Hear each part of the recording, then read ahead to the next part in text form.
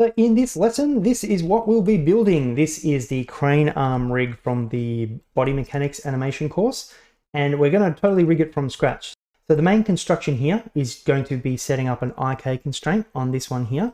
We're not going to use a pole vector or anything like that. We are going to do some smart parenting to control the elbow here, or make it so that the animator doesn't need to control the elbow. We're adding a prop bone. I'll do that in one of the later videos. And I'll also be teaching you how to use the action constraint to actually do some animation on this and automate the opening and the closing. Now, in the recording of this, I do make a few errors as I go along, but I do fix them in the later parts of the video. And I do change my mind on the design as well. So I've left those mistakes in there so you can try and see how I fix them, because I'm not perfect. When I do this stuff, I make mistakes all the time, and then you have to figure out how to solve them. But thankfully, they're only small, minor problems and really easy to fix. But I think it's worth showing you how I fix those. And also, as a final bonus video, I'm including this UI script up here, and I'll just show you how to connect it to your rig so that these layers match up with yours. Now, there's only two things that you need to make sure of for this to work, and that is you have all the control bones on the same layers as me, and that you have the custom property called rig ID, and this is the exact value in there. And then when you run the script, it will work. But as I said, that is just a bonus for you. Okay, let's try and draw this for you. All right, so I'm going to attempt to draw the schematic of this crane arm, although it's getting a little bit more difficult because there's more bones. There's only 12 bones, but it's getting slightly more complicated. But let's see what I can do. So here is our root bone. That's going to be the master of everything. And then above that, we've got 3 bones in the chain. This is going to be the base of our crane arm. It's going to be oriented that way. Say this is from the side view. Then we've got the first bone there, which is the arm 1 and arm 2. And over here is going to be the IK target. So let's just name these bones. This is the base spin. Base spin. This is going to be directly parented to this guy here. So that's just going to be parented there. And the base spin is going to be parented to that guy. This is the arm 01. This is arm 02. And this is the target, which I'll just call control. So the way that this is going to move is we're going to stick an IK on this bone. It's going to be targeted towards our control target here.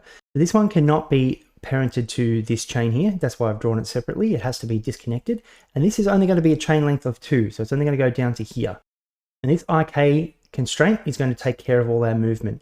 Are we going to use a pole vector or anything like that? No, we don't need to for something as simple as this. We're just going to get the control to take care of all of that. I don't think we need to worry about our elbow.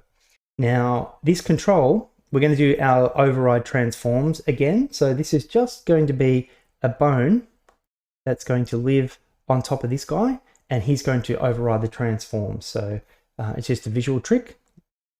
Hopefully that makes sense. That's the visual override. He's just going to track towards that arm, and that way when we override the transforms, it's always going to appear like it's going to track this arm here, even though it's just a visual trick. Now this control is also going to be parented to the root. So I'm actually going to put a bone above here, which is going to be parented to our control, and this is going to be the control that operates the open and closed. So that's where it's going to be. And now I just might draw from the front view, just this front section. So imagine this is the front view. Let's try and draw a bone like this. Good perspective, Wayne. So this is our control bone. I won't draw it again. So we've got another bone sitting up here, which is our close. Just do that. It's going to be quicker. And the crane handles, or the clamps, it's just going to be an FK chain on either side. When we create this, we're only going to do one side and have it do the other for us. But the magic that's going to get these to open and close rather than having to manually open and close these is we're going to stick the action constraint on each one of the bones that is controlled in our action, and that is going to be driven by the movement of this guy up here, which is our close. I just fast forward a little bit and added labels to everything, so you can see these are the names of the bone: clamp 01, clamp 02.L, and these are the .R sides. And just in case you're confused, hopefully this will make sense that this part is actually just going to be like that side. So they're the same. Hopefully that didn't confuse you. Let's get into Blender and build it.